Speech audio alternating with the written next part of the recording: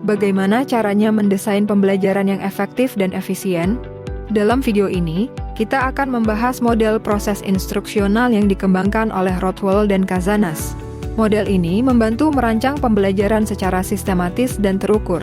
Yuk, simak langkah-langkahnya. Langkah pertama adalah analisis kebutuhan. Di tahap ini, kita mengidentifikasi apa yang harus dipelajari.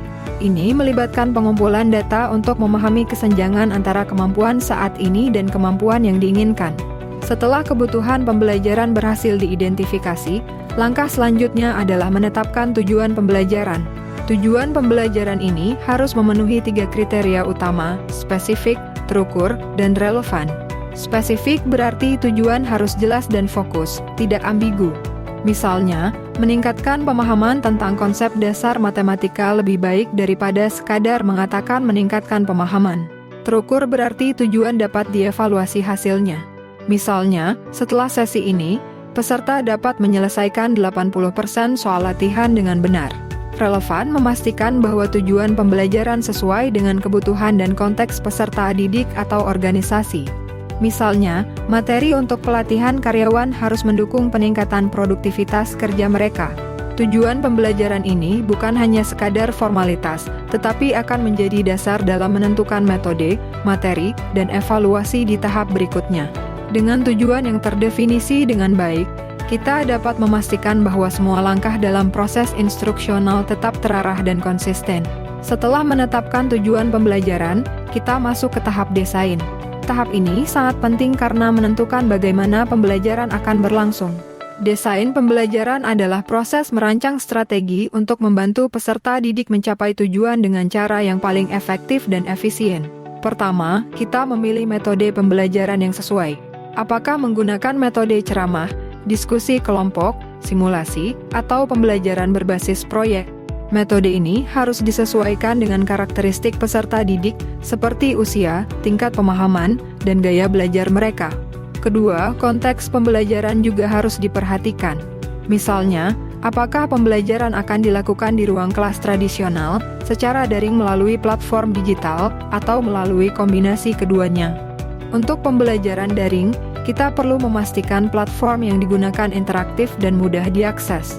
Ketiga, elemen interaktivitas sangat penting dalam desain pembelajaran modern.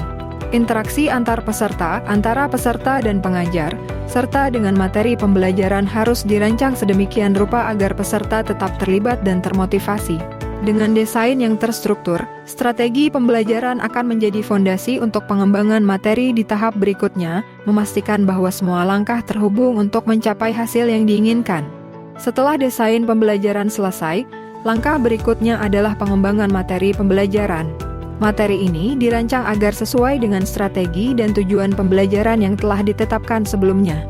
Dalam tahap ini, kita memastikan setiap elemen materi mendukung pencapaian hasil belajar. Pertama, kita memilih format materi yang tepat. Apakah menggunakan modul cetak, panduan digital, video pembelajaran, atau gabungan berbagai media? Pilihan ini harus disesuaikan dengan kebutuhan peserta didik dan konteks pembelajaran. Kedua, isi materi harus dirancang secara sistematis. Materi dimulai dari informasi yang paling mendasar hingga yang kompleks, sehingga peserta dapat mempelajari topik secara bertahap. Penggunaan contoh, ilustrasi, dan latihan interaktif sangat dianjurkan untuk meningkatkan pemahaman. Ketiga, pengembangan materi juga melibatkan penggunaan teknologi untuk meningkatkan efektivitas pembelajaran. Video animasi, simulasi interaktif, atau platform pembelajaran daring dapat digunakan untuk membuat pengalaman belajar lebih menarik dan mudah diakses.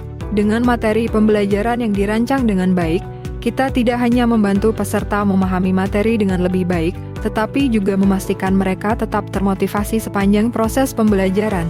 Setelah materi pembelajaran selesai dikembangkan, langkah berikutnya adalah implementasi. Ini adalah tahap di mana pembelajaran benar-benar diterapkan kepada peserta didik, baik secara langsung maupun daring. Jika pembelajaran dilakukan di kelas, interaksi langsung antara pengajar dan peserta menjadi kunci. Pengajar dapat memanfaatkan media seperti papan tulis digital, presentasi, atau alat peraga untuk memperkuat pemahaman peserta. Untuk pembelajaran daring, teknologi menjadi penghubung utama. Platform seperti Learning Management System (LMS), video conference, dan modul online memungkinkan peserta belajar kapan saja dan di mana saja. Komunikasi interaktif, seperti diskusi grup, kuis daring, dan forum tanya-jawab, sangat penting untuk menjaga keterlibatan. Pemantauan selama implementasi juga sangat diperlukan. Pengajar perlu memastikan peserta memahami materi, berpartisipasi aktif, dan mencapai target belajar sesuai rencana. Ini dapat dilakukan dengan memberikan tugas, mengumpulkan feedback, atau memantau kehadiran dan aktivitas peserta dalam platform daring. Implementasi yang terencana dengan baik memastikan semua elemen pembelajaran berjalan lancar, dan peserta didik mendapatkan pengalaman belajar yang optimal. Tahap terakhir dalam model Rothwell dan Kazanas adalah evaluasi, yang merupakan bagian penting untuk menilai keberhasilan proses pembelajaran. Evaluasi tidak hanya bertujuan untuk melihat apakah tujuan pembelajaran telah tercapai, tetapi juga memberikan wawasan untuk meningkatkan proses pembelajaran di masa depan. Evaluasi formatif dilakukan selama proses pembelajaran.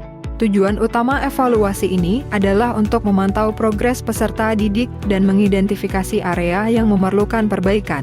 Misalnya, dengan memberikan kuis singkat, diskusi kelas, atau observasi langsung, pengajar dapat segera menyesuaikan metode pengajaran atau materi jika ditemukan kesulitan.